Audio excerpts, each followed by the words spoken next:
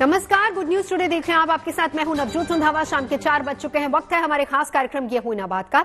और आज बात उस लॉरेंस गैंग की करेंगे जिसकी तुलना आज डी कंपनी से की जा रही है। बाबा सिद्दीकी मर्डर के बाद ये गैंग फिर से चर्चा में है। मुंबई पुलिस की 15 टीमें बाबा सिद्दीकी केस में फरार आरोपियों को पकड़ने में जुटी हैं। अभी तक केवल 3 आरोपियों की ही गिरफ्तारी हो पाई है और 3 अभी भी फरार हैं। 6 किरदारों के हर पहलू को खंगालने के लिए 5 राज्यों में जांच चल रही है। पुलिस को अब तक कॉन्ट्रैक्ट किलिंग का मामला लग रहा है। हत्या का शक लॉरेंस गैंग पर है और हत्या की जिम्मेदारी खुद लॉरेंस बिश्नोई गैंग ने सोशल मीडिया पर पोस्ट के जरिए ले भी ली है। गैंग ने पोस्ट में हत्या को सलमान खान से जोड़ा है। लिखा है कि जो सलमान का दोस्त वो हमारा दुश्मन। तो क्या हत्या का ऑर्डर डॉन लॉरेंस ने साबरमती जेल से दिया? और क्या सलमान को टारगेट करना इस गैंग का अगला मकसद है, यानी कि अगला टारगेट क्या सलमान खान है? आज हम इसी पर चर्चा करेंगे और हम जानने की कोशिश ये भी करेंगे कि आखिर क्या है लॉरेंस बिश्नोई के गैंग की पूरी कहानी और क्या वाकई लॉरेंस बिश्नोई जेल में रहकर पूरा का पूरा गैंग चला रहा है। और सवाल यह भी है कि आखिर क्यों इस गैंग के खौफ को कम करने में हमारी एजेंसियां अभी तक नाकाम रही हैं और क्या सलमान खान को धमकी लॉरेंस को भारी पड़ने जा रही है। सवाल यह भी कि लॉरेंस की तुलना डी कंपनी से की जा रही है, ये कितना सही है, कितना गलत है। इन तमाम सवालों पर हम आगे चर्चा करेंगे और इन तीनों तस्वीरों में हम आपको दिखा भी रहे हैं कि किस तरीके से मामला कहां तक पहुंचा है। और एक और बड़ी खबर, सलमान खान का शो बिग बॉस शुरू भी होने वाला है, उसकी सिक्योरिटी भी बढ़ा दी गई है। इसी पर अपने रिपोर्टर से भी बात करेंगे, लेकिन उससे पहले आपको दिखाते हैं ये रिपोर्ट।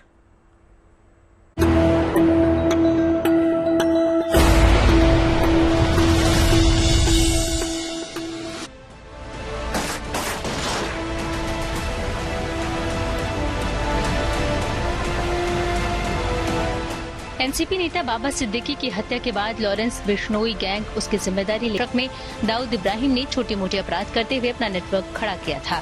दाऊद इब्राहिम ने ड्रग की तस्करी, टारगेट किलिंग, एक्सटॉर्शन रैकेट के जरिए अपराध की दुनिया में कदम रखा था। फिर उसने डी कंपनी बनाई और पाकिस्तानी आतंकियों से गठजोड़ करके अपना नेटवर्क कई देशों तक फैलाया। बिल्कुल ऐसे ही लॉरेंस बिश्नोई ने छोटे मोटे अपराध से शुरुआत की और धीरे धीरे अपना गैंग खड़ा कर लिया। आज नॉर्थ इंडिया के साथ अंतर्राष्ट्रीय स्तर तक उसके गैंग का विस्तार हो चुका है।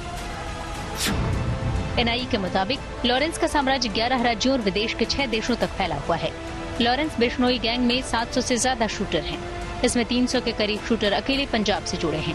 बिश्नोई गैंग ने साल 2020-21 तक करोड़ों रुपए एक्सटॉर्शन से कमाए। ये पैसा हवाला के जरिए विदेशों में भेजा गया।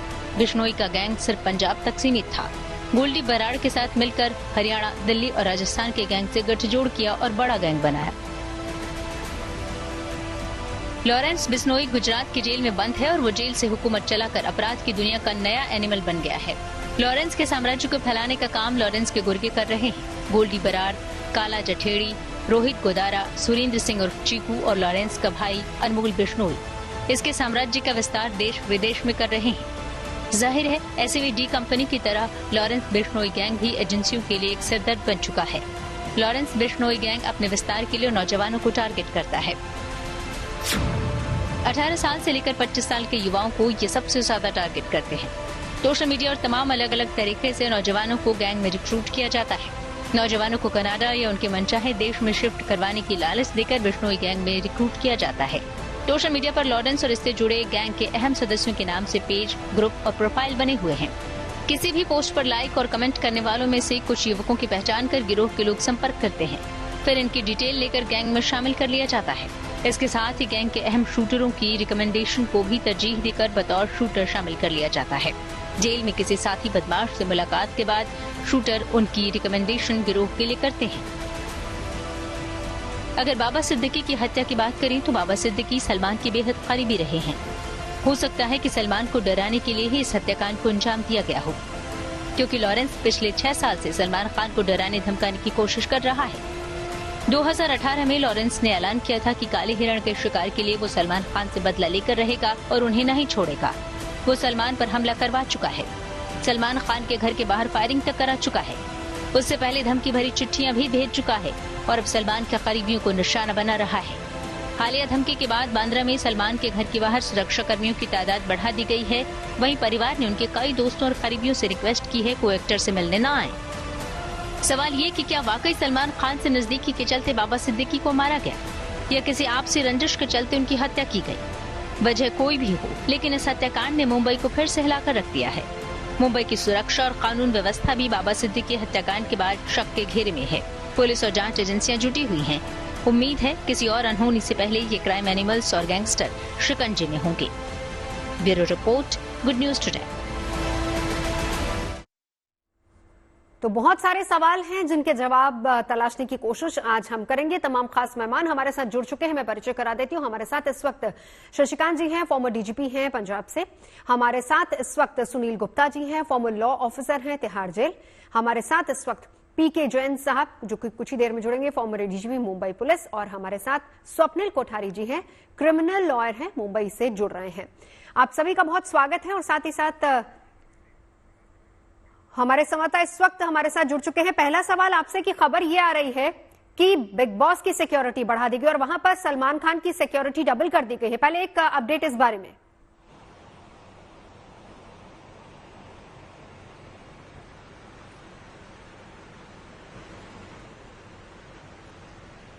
दीपेश, मेरी आवाज आप तक आ रही है? जी जी, सवाल अपना दोहराएंगे? सवाल मेरा ये है कि क्या बिग बॉस में सलमान की सिक्योरिटी बढ़ा दी गई है? एक अपडेट उस पर दीजिए, फिर आगे बढ़ते हैं। जी बिल्कुल, सलमान खान की जो सिक्योरिटी है उसको बढ़ा दिया गया है। उनके घर जो गैलेक्सी अपार्टमेंट है बांद्रा में स्थित है, उसकी भी सुरक्षा बढ़ा दी गई है। पेट्रोलिंग वहां की लोकल पुलिस द्वारा बढ़ा दी गई है। और इतना ही नहीं, नवी मुंबई इलाके में जो सलमान खान का फार्म हाउस है, जहां पर वो अपना ज्यादातर टाइम बिताते हैं, समय वहां व्यतीत करते हैं, उसकी भी सुरक्षा बढ़ा दी गई है।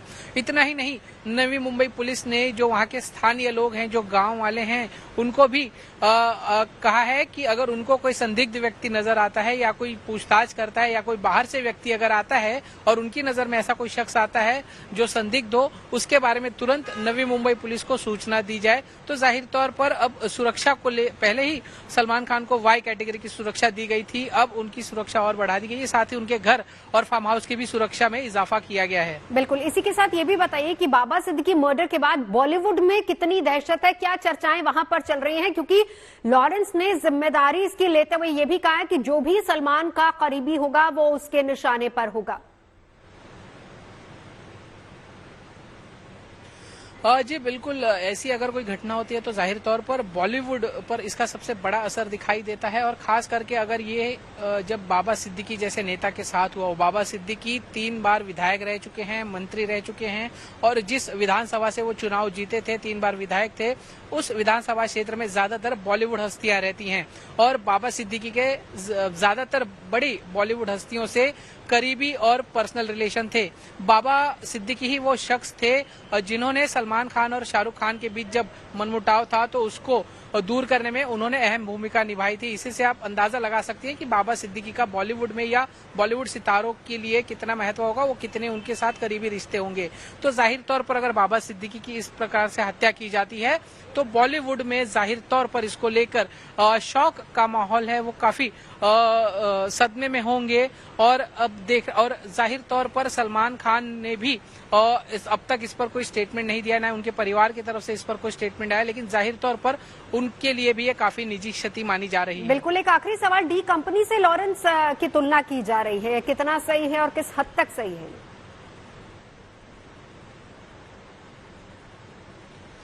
जी बिल्कुल, देखिए इसे एक तरीके से ऐसे भी देखा जा रहा है कि 80 और 90 की दशक की वापसी हो रही है मुंबई में, क्योंकि ये लगभग 90 की दशक की ही तरह है जब दाऊद के कहने पर इस तरीके से इन लोगों को मरवाया जाता था जो उनकी बात नहीं मानते थे या जो उनके लिए खतरा माने जाते थे, उनकी इस प्रकार से हत्या करवाई जाती थी। और ऐसा ही करके दाऊद ने अपना डर बनाया था और उसने अपना साम्राज्य जो है वो बड़ा किया। अब लॉरेंस बिश्नोई भी कहीं ना कहीं वही तरीका अपना रहा है, जो उसकी बात नहीं मानते या जो उसके कहे मुताबिक नहीं करते, उनके साथ वो क्या करता है ये साफ तौर पर देखा गया है, भले ही वो सिद्धू मूसेवाला हो या अब बाबा सिद्दीकी हो। बिल्कुल। इसके अलावा और बहुत से नाम हैं थ्रेटनिंग कॉल्स लगातार दी जाती रही है। सलमान के पिता को चिट्ठी तक धमकी भरी दी गई है। इसके अलावा अगर विदेशों की बात करें तो पंजाबी सिंगर न सिर्फ सिद्धू मूसेवाला की हत्या बल्कि विदेशों में एपी ढिल्लन पर अटैक, गिप्पी गरेवाल को भी टारगेट बनाने की कोशिश की गई। बहुत शुक्रिया आपका इस पूरी जानकारी के लिए। शशिकांत जी, शुरुआत आप ही से करते हुए, देखिए यहां पर बाबा सिद्दीकी के मर्डर से ही शुरुआत करेंगे।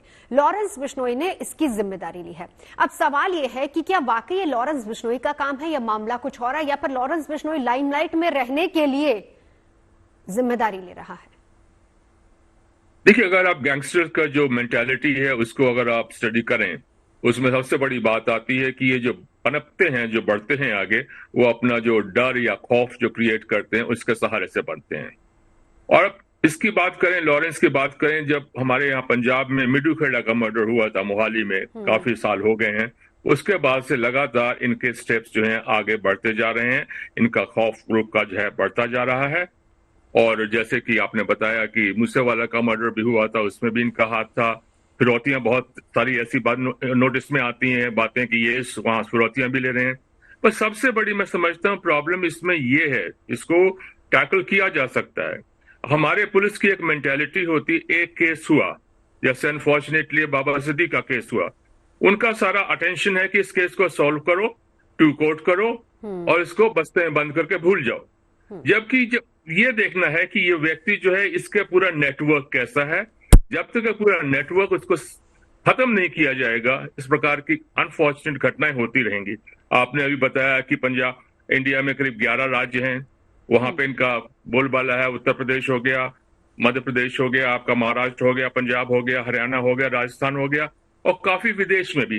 कनाडा में इसका बंदा बैठा हुआ है, वो लिब्रार, यूएस भी जाता है वो। आर्मेनिया में इसके बंदे थे जो वहां से छुपे हुए थे, बैंकॉक में बैठे हुए हैं, दुबई में बैठे। एक तरीके से इंटरनेशनल गैंग बनता जा रहा है। और अगर इंटरनेशनल गैंग को अगर आपने स्मैश करना है तो इसकी स्ट्रेटजी भी वैसी होनी चाहिए। सिर्फ एक स्टेट पुलिस के जिम्मे की बात नहीं है, दे कांट डू इट। और हमारे पुलिस में एक और बड़ी खराब बात है कि किसका बोलबाला रहेगा। मीटिंग्स होती हैं, उसमें यही होता है कि हमारा क्रेडिट किसी और को ना मिल जाए। It is about time, I think government of India को देखना पड़ेगा, इसमें एक SIT बनाई जाए, वरना इन लोगों को रोकना बहुत मुश्किल है। और इसके साथ साथ 2 इश्यूज में और छोटे नाम दूंगा। जेलों से ऑपरेट करते हैं, कैसे ऑपरेट करते हैं। हम लोग जेल रिफॉर्म्स की बात करते हैं, पर वो रिफॉर्म कोई इंप्लीमेंट क्यों नहीं होती है। सेकेंडली, जैसा आपने बिल्कुल ठीक कहा, ये छोटी उम्र के नौजवान जो है उनको करते हैं, मर्डर कर लेते हैं, सब कुछ कर लेते हैं। जैसे इस केस में भी हुआ, मर्डर कर दिया, बाद में कहा हम तो अभी नाबालिग हैं। ये जो कानून है इसको भी ठीक करना पड़ेगा। It has to be looked into, और इसको करना पड़ेगा, वरना it's very difficult to control this situation. Thank you. मैं लौट नहीं सर, रहिए आप हमारे साथ चर्चा में और भी खास मेहमान है, जरा उनसे भी बातचीत की शुरुआत करते हैं। बहुत अच्छी बात आपने कही। आपने एक पॉइंट यहां पर उठाया सर कि जेलों से कैसे ऑपरेट हो जाता है। सुनील गुप्ता जी, आपके पास आते हुए सर थोड़ा सा समझाइए, क्योंकि आप लॉ ऑफिसर तिहाड़ जेल भी रह चुके हैं। पहली बात, क्या जेल से कोई शख्स इस तरीके से अपना पूरा गैंग चला सकता है? 700 से 800 के करीब उसके गुर्गे हैं। शुरुआत पंजाब, हरियाणा, राजस्थान से होती है। आज कई राज्यों में गैंग फैल चुका है, विदेशों में ये गैंग फैल चुका है। अब तो वो तिहाड़ में भी नहीं है, साबरमती जेल में उसको शिफ्ट कर दिया गया है। क्या ये पॉसिबल है सर?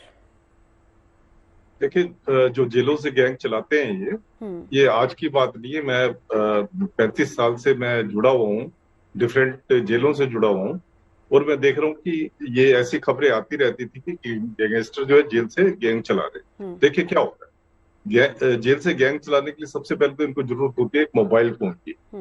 मोबाइल फोन जो होता है, इनको बाई हुक और बाई क्रुक मोबाइल चाहिए। या तो अपना ये रुतबा दिखा के, अपना प्रेशराइज करके सिक्योरिटी स्टाफ को ये मोबाइल अंदर लेते हैं। या आपको मैं दूसरी बात जो मैंने नोटिस किया वो ये है कि ज्यादातर जो गैंग है आजकल के, आप देखेंगे ज्यादातर ये कास्ट बेसिस पे बनते हैं। ज्यादातर आप गैंग देखेंगे कास्ट बेसिस के ऊपर है। और मैंने देखा है कि उसमें उस कास्ट के कुछ लोग होते हैं जो कनाइवेंस के साथ जो है इनको मोबाइल प्रोवाइड करते हैं। इसके अलावा और बहुत तरीके हैं इनके पास, जैसे ये प्राइवेट पार्ट्स में छुपा के ले जाते हैं, और ये मोबाइल अपने पास नहीं रखते हैं कभी भी। मोबाइल ये ऐसे बंदे के पास रखेंगे जिसके ऊपर किसी को शक जा ही नहीं सकता, जो बिल्कुल ऑर्डर ही होता है, उसके पास मोबाइल रखते हैं।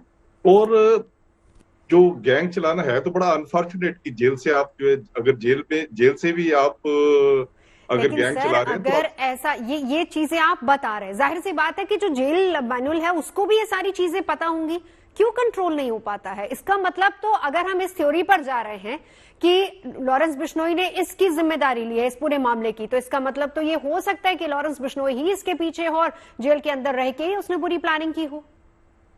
हाँ बिल्कुल बिल्कुल, मैं आपको बता रहा था कि हो सकता है कि जेल से वो किया सर हो। अधिकारियों की मिलीभगत के बिना पॉसिबल है ये? मिली भगत भी होती है और कई बार वो नेग्लिजेंस भी होती है, या अंदर प्रेशर में आ जाते हैं, प्रेशर की वजह से भी जो है अंदर चले जाते हैं। मैंने ऐसे बहुत बहुत इंसिडेंट देखे हैं कि इतना खौफ होता है, उस खौफ में जो है ये चीजें अंदर चली जाती हैं। जबकि अगर मैं तिहाड़ की बात करूं, तिहाड़ में तो इन्होंने यहाँ पे तमिलनाडु स्पेशल पुलिस है जो जिनके साथ इतनी ज्यादा अनड्यू जो कनाइवेंस नहीं होती, पर उसके बावजूद मैंने देखा है कि मोबाइल चले जाते थे और उसमें कनाइवेंस जो है सबसे बड़ा कल्प्रिट है। जी, पीके जैन साहब आपके पास आते हुए, अब लॉरेंस बिश्नोई गैंग की तुलना सीधे तौर पर डी कंपनी के साथ की जा रही। पहली बात तो ये कि आप इससे कितने सहमत हैं, और दूसरी बात जिस तरीके से लॉरेंस का पूरा गैंग लगातार बढ़ता जा रहा है, शशिकांत जी ने बहुत अच्छी बात की कि हमें उसके पूरे नेटवर्क को पहले तोड़ना होगा। देखिए किस तरीके से डी कंपनी को खत्म किया गया हम भी जानते हैं, आज उतना खौफ नहीं, लेकिन आज लॉरेंस बिश्नोई ने उसकी जगह ले ली, उतना खौफ है पूरे बॉलीवुड में लॉरेंस का। नमस्कार। देखिए ऐसा है कि ये गैंग बड़ा जरूर हो गया है, लेकिन किसी भी नई जगह पे जाने के लिए एक गैंग को जो लोकल लेवल पे जो सेटअप चाहिए वो सेटअप होना बहुत जरूरी है। अब मुंबई की अगर आप बात करें या महाराष्ट्र की बात करें तो इनको लोकल लेवल पे सपोर्ट चाहिए, इनके गुंडे चाहिए, इनको छुपने की जगह चाहिए, वेपन्स चाहिए, सपोर्ट सिस्टम चाहिए और एडमिनिस्ट्रेशन में सपोर्ट चाहिए। जैसे अभी मेरे से पहले जो पैनलिस्ट थे वो बोल रहे थे कि कन्नाइवेंस कहीं ना कहीं गवर्नमेंट एजेंसीज का हुए बिना ये गैंग पनपते नहीं है। बिल्कुल बिल्कुल। तो इसलिए इन्होंने कोशिश की, पहले सलमान के ऊपर फायरिंग करवाई, उसमें 3 लोग पकड़े गए। अब उसके धागे दौरे कहाँ तक पहुंचे, किसको अल्टीमेटली पकड़ा गया मेरी जानकारी में वो नहीं है, लेकिन अगर हम इसको इसी लोकल लेवल पे पकड़ के सिर्फ इन 3-4 लोगों तक सीमित रख के चार्जशीट कर देंगे तो गैंग टूटेगा नहीं। गैंग के ऊपर कार्रवाई करने के लिए आपको हर तरह की तैयारी रखनी चाहिए, चाहे वो उनको खत्म करने की तैयारी हो, चाहे उनको एंड लेवल तक प्रोसिक्यूट करने की तैयारी हो, ऊपर उनके कहाँ पे उनके कंट्रोलर्स हैंडलर्स कौन है वहां तक पहुंचने की तैयारी हो। एक चीज मैं आपको बता दूं कि मुंबई पुलिस 1990 के दशक से लेके आज तक बहुत ज्यादा टेक सेवी हो चुकी है, ह्यूमन इंटेलिजेंस काफी हद तक मिलती रहती है, तो इसलिए किसी गैंग को तोड़ना या उसकी बैकबोन तोड़ना कोई बहुत मुश्किल काम नहीं है। आपको क्या लगता है दाऊद ने दोबारा अपना नेटवर्क यहाँ स्थापित करने की कोशिश नहीं की, लेकिन नहीं कर पाया क्योंकि यहाँ पे कानून था एमसीओसीए। एमसीओसीए के तहत जो व्यक्ति एक बार अरेस्ट हो गया वो 4-5 साल से पहले बाहर निकला नहीं। कन्विक्शन रेट शुरू में 92% था, उसकी वजह से धीरे धीरे उस गैंग की कमर टूट गई। ठीक है। तो इस गैंग को भी अगर उनको वेपन, उनको जो साधन सामग्री है जेल में ना मिले, जो जेल से ना ऑपरेट कर सके, एक तो वो हो गया। अब उसके लिए आपके पास में जैमर्स हैं जेल में। मेरा ये अनुभव रहा कि जेल में जैमर्स लगाए जाते हैं, 10 दिन में खराब हो जाते हैं और वो लोकल स्टाफ की वजह से, उनकी कन्नाइवेंस की वजह से खराब होते हैं। इसलिए बहुत जरूरी है कि जब तक आप सिस्टम को हर जगह से हैंडल नहीं करेंगे, उनकी तारीखें नहीं लगेंगी, उनको कन्विक्शन नहीं होगी, ये चीजें जैसे यूपी में किया गया कि एक एक केस के पीछे लग के तारीख टू तारीख उसको फॉलो किया गया, ये इंश्योर किया गया कि उनको कोर्ट से कन्विक्शन हो, ये सारी चीजें अगर करिए तो गैंग के पनपने का कोई स्कोप नहीं रहता। और मुझे लगता है कि इन्होंने ऑलरेडी इनके एसोसिएट्स हैं, पूना में जैसे निकले हैं कुछ और उज्जैन में निकले हैं, ये जहां जहां पे भी इनके छोटे छोटे बेसिस हैं, लेकिन मुंबई जैसी जगह पे इनको आके पैठ बनाने के लिए, अपना पांव जमाने के लिए बहुत मेहनत करनी पड़ेगी। सर लेकिन आप देखिए हाल फिलहाल में सर मैं आपको टोक रही हूं, आपने कहा कि इंटेलिजेंस बहुत इंप्रूव हुई है, दाऊद के बाद वहां की पुलिस बहुत स्मार्ट हुई है, लेकिन फिर भी Y+ सिक्योरिटी थी सर बाबा सिद्दीकी की, सलमान की Y+ सिक्योरिटी है, वहां पर रेकी की जाती है, फायरिंग होती है घर के बाहर, उनके पिताजी को बार बार चिट्ठियां दी जाती हैं, और ये अभी नहीं, हाल फिलहाल की बात नहीं सर, पिछले कई महीनों से लगातार चल रही हैं बातें। देखिए फिर इंटेलिजेंस कहां जाता है? देखिए इंटेलिजेंस जो है वो स्पेसिफाइड रहता है। आप यहाँ पे 1.5-2 करोड़ लोग रहते हैं शहर में, आप अगर ये सोचेंगे हर व्यक्ति मॉनिटर होगा, ऐसा होता नहीं है, ये सिचुएशनल रहता है। इस केस में बाबा सिद्दीकी ने पुलिस को कंप्लेंट दी थी, उस कंप्लेंट का कंटेंट क्या है वो भी आज तक पब्लिक डोमेन में नहीं है। उन्होंने किसी व्यक्ति विशेष के खिलाफ में कंप्लेंट की थी या उन्होंने गैंग के खिलाफ में कंप्लेंट की थी, उनको सिक्योरिटी क्या बढ़ाई गई, ये सारी चीजें, कोई भी चीज डेफिनेट तौर पे पुलिस के पब्लिक के डोमेन में नहीं है। अभी तक पुलिस ने इसके ऊपर कोई भी आधिकारिक भाष्य नहीं किया है। इसलिए ये कहना कि ऐसा हुआ, पुलिस की यहाँ पे फेलियर हो गई, ये मेरे हिसाब से अतिशयोक्ति है। कुछ समय दीजिए, आपके सामने सारे तथ्य आ जाएंगे कि उस टाइम पे सिक्योरिटी का आदमी उनके साथ में था या नहीं था, उसने क्या किया, वो इंटेलिजेंस कितनी पुलिस ने इकट्ठी की, जो इन्होंने धमकी जो कंप्लेंट की थी उस कंप्लेंट के बारे में आगे क्या कार्रवाई की गई। ये सारी चीजें आज पब्लिक डोमेन में नहीं है। एक बार पब्लिक डोमेन में आएंगी तब अगर पुलिस के ऊपर उंगली उठाई जाए तो मेरे हिसाब से उचित रहेगा। आज की तारीख में प्री मैच्योर है ये। लौटती हूँ स्वप्निल कोठारी जी, अब आपके पास आते हुए, देखिए आप क्रिमिनल लॉयर भी हैं। जो कंपैरिजन डी कंपनी और लॉरेंस के बीच हो रहा है, पहला सवाल तो यही है कि ये कितना सही है। क्या डी कंपनी की तरह लॉरेंस भी अपने पैर पसार रहा है बॉलीवुड में, चाहे वो धमकाने के बाद हो या फिर जिस तरीके से फायरिंग करता है, या बाबा सिद्दीकी का मर्डर जिसकी जिम्मेदारी उसने खुद ले ली और उसने बाकायदा इस बात का जिक्र भी किया है कि जो भी सलमान का करीबी है वो हमारे टारगेट पे है, और एनआईए इस बात को मेंशन भी कर रहा है कि डी कंपनी के साथ कहीं ना कहीं उसी तरीके से पूरा अपना गैंग ऑपरेट कर रहा है। नवजोत, पहले तो मैं आपका बहुत सराहना करना चाहूंगा क्योंकि आपने ये एनालिटिकल पॉइंट उठाया है पूरा ये थ्रू ये डिबेट से, तो ये बहुत ही इम्पोर्टेंट है जो आप कर रहे हैं आज। आपका सवाल जो है कि वो दहशत फैलाना चाहता है, डेफिनेटली वो दहशत फैलाना चाहता है क्योंकि काम करने के बाद जो भी रिस्पॉन्सिबिलिटी लेता है सोशल मीडिया पे और बोलता है कि ये मैंने करके दिखाया है और ये मैं करूंगा आगे जाके, यानी ये वो चैलेंज कर रहा है एक तरह से अपने सिस्टम में। अब दूसरी बहुत महत्वपूर्ण बात नवजोत ये है कि बाहर से आपके घर में कोई भी आदमी अंदर नहीं आ सकता जब तक अंदर से कोई दरवाजा जानबूझकर खुला नहीं रहता। वेदर यू कॉल इट कन्नाइवेंस और whether you call it conspiracy, ये लीगल भाषा हो गई कॉन्स्पिरेसी की। तो मेरे हिसाब से ये सारी चीजें जो चल रही है यहाँ पे सिस्टम का कहीं ना कहीं एक फेलियर है, और ये अभी का नहीं है, ये पहले से भी होता आ रहा है कि जब कोई एक इंसान डिटरमिन करता है कि मुझे ये करना है और अगर वो पूरे पैतरे इस्तेमाल करता है, पूरी अपनी नेटवर्क एक सिस्टम बिठाता है, तो वो करके छोड़ता है। और इसमें आप कितनी भी ट्राई कीजिए, पहली बात तो मैंने हमेशा कोई भी चैनल पे जब से मैं आया हूं तब से मैंने ये सारे क्रिमिनल केसेस जो देखे, आपने देखा कि पुणे का एक्सीडेंट केस का क्या हुआ, कलकत्ता के आरजी कौर केस का, हॉस्पिटल का केस, रेप का इसका क्या हुआ, अब तक वो फास्ट ट्रैक सिस्टम पे आया भी नहीं है, अब तक ये जांच चल रही है, अब तक पूरी तरह से वो कोर्ट सिस्टम में ट्रायल के हिसाब से आया ही नहीं। अब मेनली इसमें क्या बात है कि पुलिस रिफॉर्म्स बहुत इंपॉर्टेंट है क्योंकि जो तनख्वाह मिलती है उसमें घर नहीं चलता है, ईमान क्या चलेगा। तो इसके हिसाब से आप अगर देखें नवजोत, तो ये सारा एक सिस्टमिक रॉट है। मैं रॉट बोलूंगा, इसको फेलियर नहीं बोलूंगा कि क्योंकि ऐसा नहीं है कि पुलिस कोशिश नहीं करती है बंबई में। बंबई की police is one of the best, possibly next to Scotland Yard जो बोलते हैं, और कर छोड़ती है अपना काम, जो कर छोड़ती है। लेकिन इसमें ऐसा है ना कि जब अमेरिकन में भी जॉन फिट्जजेराल्ड कैनेडी का भी मर्डर अगर हो सकता है तो यहाँ पे एक इंसान का मर्डर हो सकता है। मैं जस्टिफाई नहीं कर रहा हूं, मैं ये नहीं बोल रहा हूँ कि ये बहुत इजी सी बात है, इसको छोड़ देना चाहिए, नहीं, बहुत गंभीर बात है। लेकिन इसका जो अप्रोच है वो कॉम्प्रिहेंसिव होना चाहिए, पूरी तरह से लेना चाहिए इसको। पहले तो तनख्वाह बढ़ाइए, सिस्टमिक रिफॉर्म्स कीजिए, पुलिस रिफॉर्म्स कीजिए। नेटवर्क को अगर तोड़ना है तो आप डेफिनेटली एक खुफिया एक एसआईटी खड़ा कीजिए जो मीडिया में कभी बाहर ना आए, नंबर 1। नंबर 2, कोई ऐसा व्यक्ति विशेष हो जो इनसे बात करे पर्सनली, क्योंकि अगर आप इंसानी रूप से अगर बात करेंगे इनके साथ, ये जो भी है सिस्टम के पीछे है, जो भी है हत्याकांड के पीछे है, तो वहां से आपको कई पहलू आएंगे आपको बाहर। अगर आप देखोगे वर्ल्ड वॉर 2 और वर्ल्ड वॉर 3 कब से प्रिडिक्ट हो रहा है कि वर्ल्ड वॉर 3 होने वाला है, लेकिन हो नहीं रहा है क्योंकि इन बिटवीन कहीं ना कहीं कोई ना कोई जाके कहां पर भी डिप्लोमेसी वॉर जो होती है वो शब्दों से चालू होती है और वो शब्दों से ही खत्म होगी। आप कितना भी वेपनरी यूज कर दीजिए उससे खत्म नहीं होगी। सो मेरा बोलना यही मतलब है कि आप जिस वक्त अपने शब्दावली का इस्तेमाल उपयोग करोगे बराबर, तो आप कई सारी वॉर्स अवॉइड कर सकते हो। पुलिस डी कंपनी के साथ लॉरेंस की तुलना सही है सर, क्योंकि वो दौर भी आपने देखा और ये भी किसकी? लॉरेंस की डी कंपनी के साथ मैं अभी इतनी तुलना नहीं करूंगा, बट नहीं, क्योंकि उसकी शुरुआत भी तो वैसी हुई थी ना, एक्सटॉर्शन से। और यहाँ पर अगर लॉरेंस की बात करें तो लॉरेंस का गैंग भी इसी तरीके से फल फूल रहा है, सभी युवाओं को बरगलाकर, और फिर उसके बाद सोशल मीडिया पर उनसे वीडियोस मंगवाए जाते हैं, फिर उसके बाद अपने वीडियोस शेयर किए जाते हैं। इस तरीके से तो रिक्रूटमेंट होती है।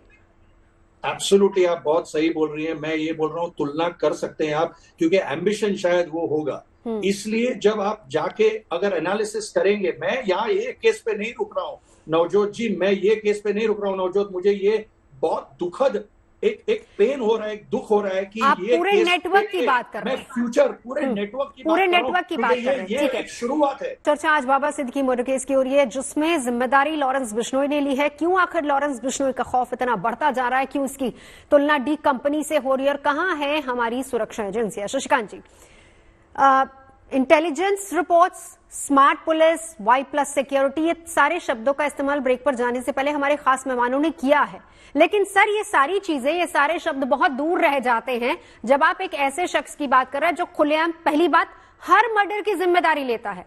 जितने भी वो मर्डर कर रहा है उसकी जिम्मेदारी ले रहा है, ना सिर्फ जिम्मेदारी ले रहा है बल्कि खुलेआम चुनौती भी दे रहा है कि उसका अगला टारगेट कौन हो सकता है। अब इसके साथ साथ पैरेलल दूसरी बात ये, उसका नेटवर्क लगातार बढ़ता जा रहा है, 700 के करीब शूटर्स हो गए हैं। अब ऐसे में ये सारे शब्द कितने मायने रखते हैं सर, समझाइए थोड़ा सा। चलिए मैं शॉर्ट्स में बताता हूं। अगर आपने इंटेलिजेंस नेटवर्क की बात की, अनफॉर्चुनेटली हमारे worked in intelligence agencies also, हमारे यहाँ सबसे बड़ी प्रॉब्लम है कि पुलिस जो है वो लॉ एंड ऑर्डर में, VIP बंदोबस्त में, ट्रैफिक में, इन सब में आमतौर पे उलझी रहती है।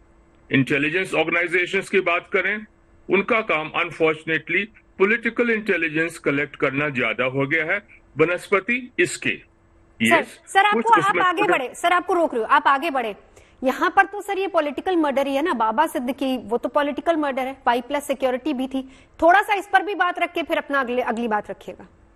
जी हाँ, सर्टेनली ही वाज VIP। मैं समझता हूँ कि ये जो मर्डर हुआ है, बेसिकली इसको मैं एज सच पॉलिटिकल नहीं कहूंगा, ये ज्यादा एक खौफ फैलाने के लिए है।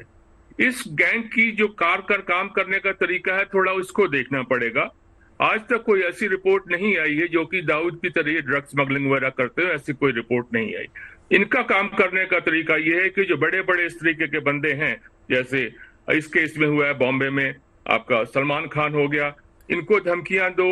इनका काम है बेसिकली एक्सटॉर्शन, और इनके लिंक्स ये मिलिटेंट्स के साथ हैं जो कि बाहर बैठे हैं, और ये पैसा वहां भेज करके उस वहां से हथियार वगैरह वो सब मंगाते रहते हैं, लगातार वो चलता है।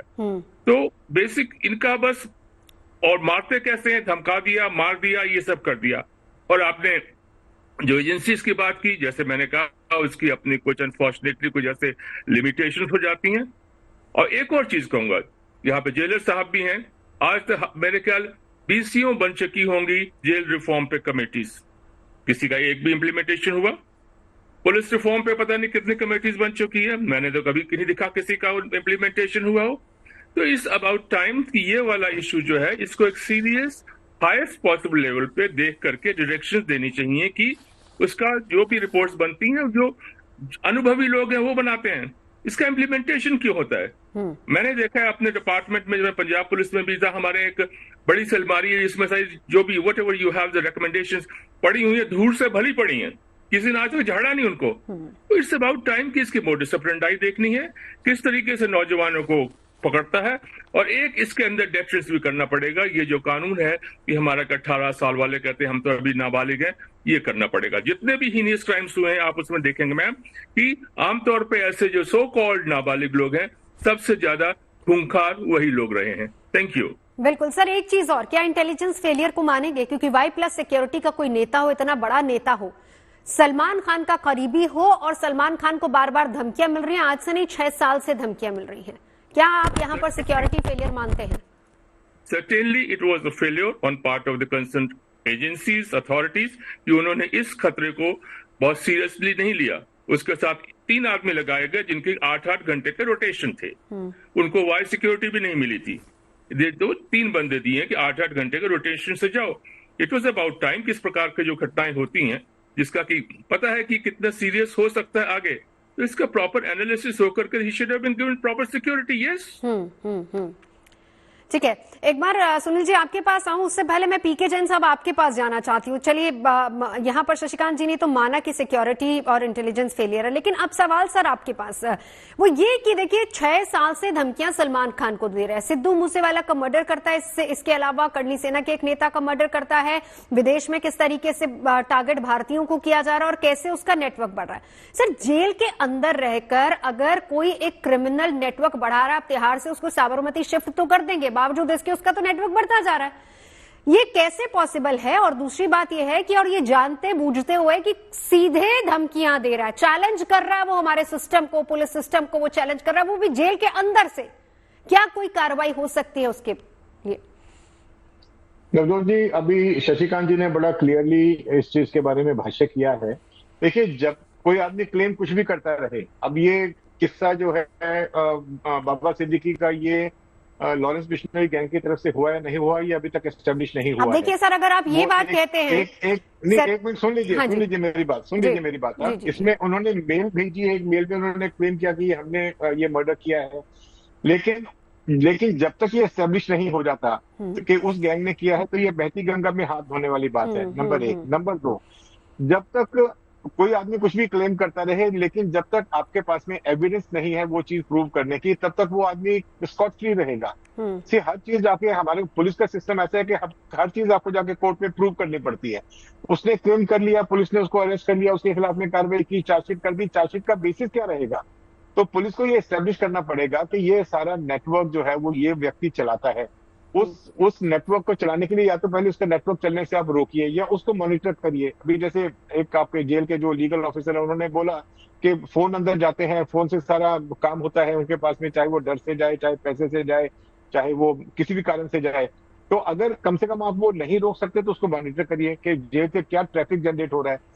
ये सारी चीजें जब तक आप नहीं करेंगे तो आप किसी व्यक्ति विशेष के ऊपर कैसे कहेंगे कि हाँ जो वो क्लेम कर रहा है वो सही है, और कैसे उसको प्रोसिक्यूट करेंगे? तो हर चीज के लिए एक लीगल हर्डल है। जब तक आप उसका एविडेंस इकट्ठा नहीं करेंगे, अकूट और जो कोर्ट में अकाट्य हो, तब तक आप उसको कैसे उस व्यक्ति के खिलाफ में कार्रवाई करेंगे? बिल्कुल बिल्कुल। एक बार सुनील जी, देखिए बहुत अच्छी बात पीके जैन साहब ने कही कि अब पुलिस की भी तो अपनी मजबूरी है ना, आपको प्रूफ चाहिए, और जब तक आप प्रूफ इकट्ठा करते हैं, क्रिमिनल अपना दूसरा टारगेट खत्म करके आगे बढ़ जाता है। वो पुलिस को ही पूरी तरह से उलझा रहा है, तो उसको ये भी पता है कि आपके काम करने का तरीका क्या है और किस तरीके से लॉ फॉर्मेलिटीज होती हैं। अब यहां पर अगर ये प्रूव करना है तो पहले वो ये तमाम चीजें और सबूत इकट्ठा करेंगे। इतने में लॉरेंस बिश्नोई अगर वो इसके पीछे है तो, अगर वो इसके पीछे है तो जाहिर सी बात है कि क्रिमिनल अपना अगला टारगेट को खत्म कर देगा। ये भी हर्डल्स हैं सर। जी जी, देखिए क्या है, पहले तो मैं आपको रियलिटी बताऊंगा कि मोबाइल फोन क्यों पहुंचते हैं। सबसे पहला कारण तो ये है कि करीब करीब जेलों में अगर आप देखेंगे 35% स्टाफ जो है, वैकेंसी है वहां पे, 35% स्टाफ जो है कम है हर एक जेल में।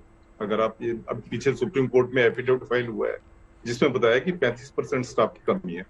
दूसरा कारण यह है कि ट्रेनिंग, अब दिल्ली में हमने ट्रेनिंग इंस्टीट्यूट के लिए जो है स्पेशली लिखा हुआ है, पर अभी तक ट्रेनिंग इंस्टीट्यूट नहीं बनी, जबकि ये 2002 से लिखा हुआ है, हमारे प्रिजन एक्ट में ये आया हुआ है।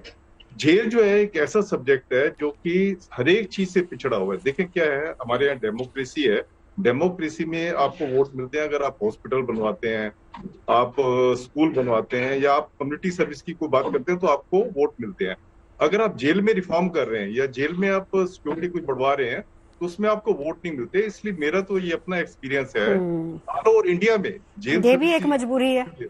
हाँ, जेल सर्विस इतनी पिछड़ी हुई है। आप देखिए बहुत सारे केसों में, आपको याद होगा, पप्पू यादव था, उसको कहते थे कि वो बिहार जेल से वो चला रहा था, उसको इन्होंने तिहाड़ जेल में शिफ्ट किया। ऐसे ही शाहबुद्दीन था, वो वहां से जेल से अंदर से चला रहा था, क्योंकि स्टाफ की मजबूरी हो जाती। सुप्रीम जेल जो होता है बहुत छोटी सी चीज होता है, उसको ट्रांसफर करवा देते हैं या उसको मरवा देते हैं। मैंने बहुत सारे केस देखे जिसमें जेल स्टाफ को इन्होंने मरवा दिया, कोई सिक्योरिटी उसमें नहीं होती। मैं आपको अपना बताऊं, मुझे छोटा शकील की जो है धमकी आई थी, मैंने पुलिस में रिपोर्ट करवाई, सब कुछ किया, इनफैक्ट उसमें कुछ भी नहीं हुआ। तो जनरली क्या है कि प्रिजन जो एक सब्जेक्ट है, ऐसा इग्नोर किया जाता है। इसमें आप जब तक ये, मैं पिछले 35 साल से देख रहा हूँ कि जब ये खबरें आती थी कि जेल से जो है गैंग चल रहे हैं, ये खबर आज की नई नहीं है, बाबा सिद्दीकी के आने से कोई नई नहीं है। ये 35 साल से मैं देख रहा हूँ कि जेल से गैंग चल रहे हैं।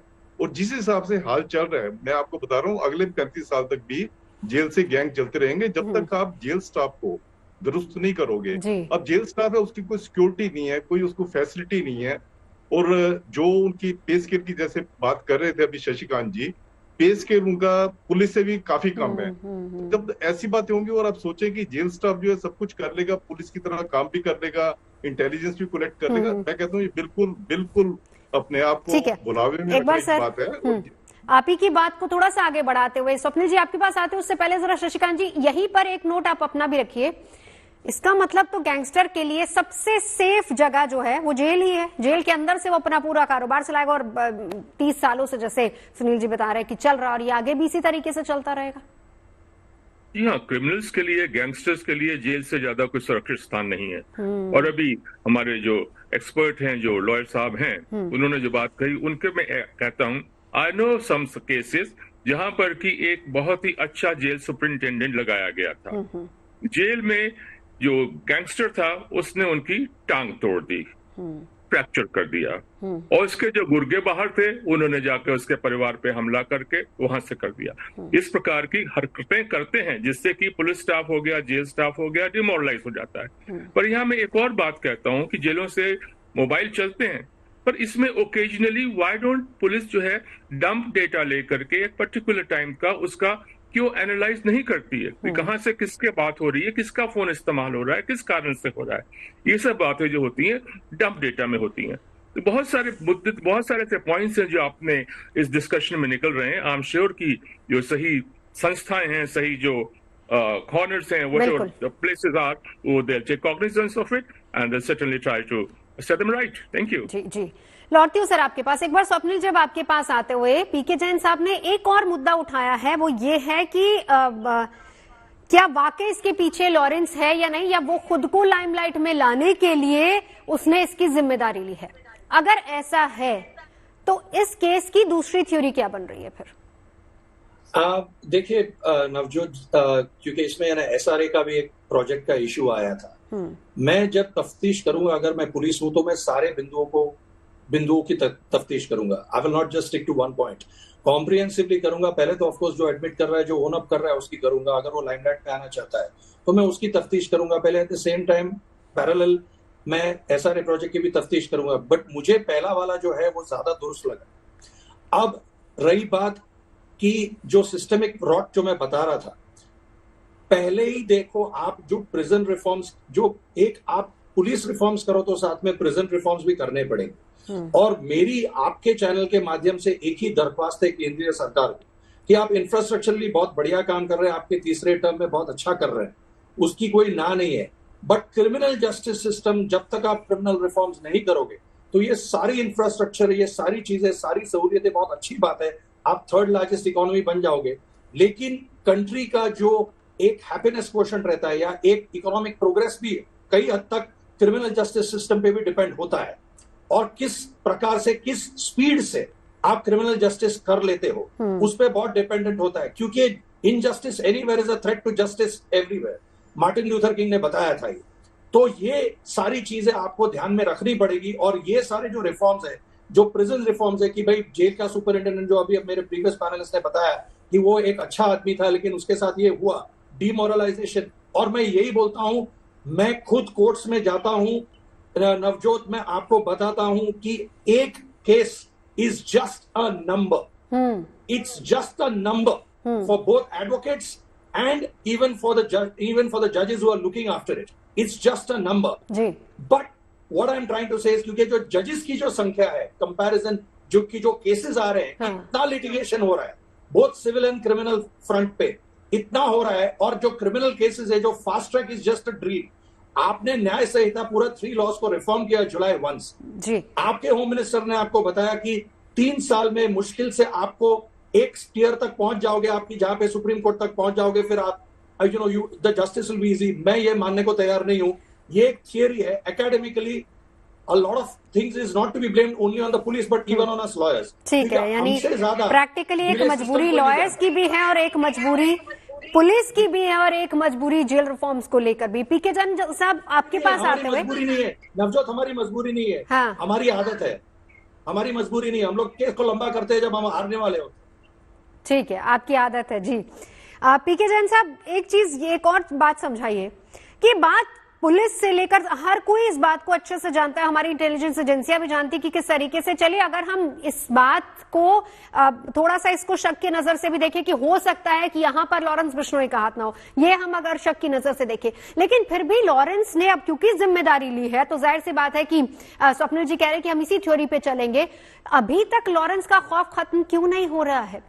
मर्डर पे मर्डर वो किया जा रहा है, धमकी वो दिया जा रहा है। आज की तारीख में हालत ये हो गई है कि बड़े फिल्म स्टार्स खुद खौफ खाने लगे हैं इससे।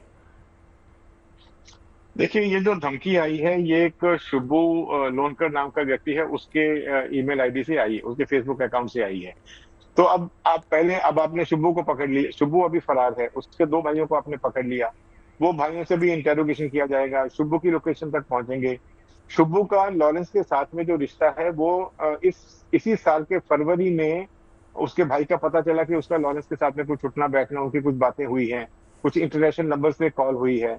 अब इसी बेसिस से आप एक व्यक्ति विशेष को प्रोसिक्यूट नहीं कर सकते। मैंने जैसे थोड़ी देर पहले बोला था कि लॉरेंस ने धमकी दी, वहां तक पहुंचना, उसको एस्टेब्लिश करना टेक्निकली ये पुलिस की मजबूरी है। जब तक वो उसको एस्टेब्लिश नहीं करेंगे तब तक कोई भी कोर्ट इस चीज का संज्ञान नहीं लेगी, इसके ऊपर कोई कार्रवाई नहीं होगी या उसको छोड़ दिया जाएगा।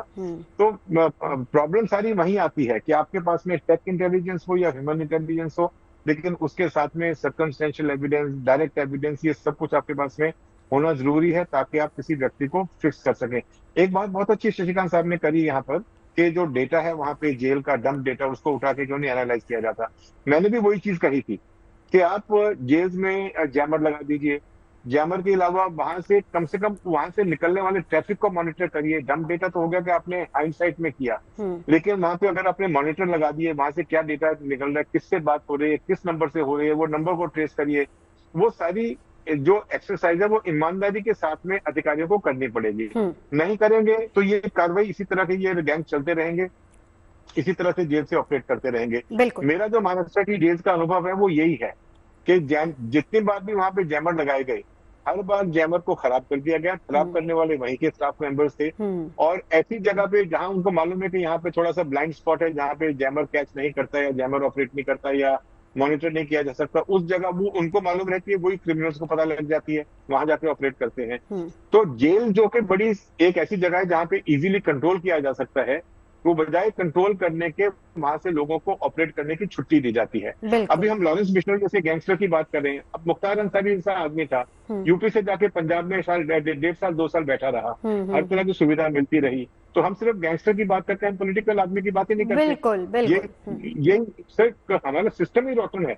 कहीं ना कहीं सिस्टम इतना खराब हो चुका है कि आप एक व्यक्ति को जब आप अच्छा, जेलों के लिए क्या है, जो उसको बेचारे को अपनी जॉब भी बचानी है, उसको अपनी फैमिली भी देखनी है, बार बदली भी नहीं होनी है, उसको सस्पेंड भी नहीं होना। आप आज अगर मैं आपको बता सकता हूँ नवजोत जी कि अगर किसी सरकारी अधिकारी को आपको सस्पेंड करना है तो आधे घंटे की बात है।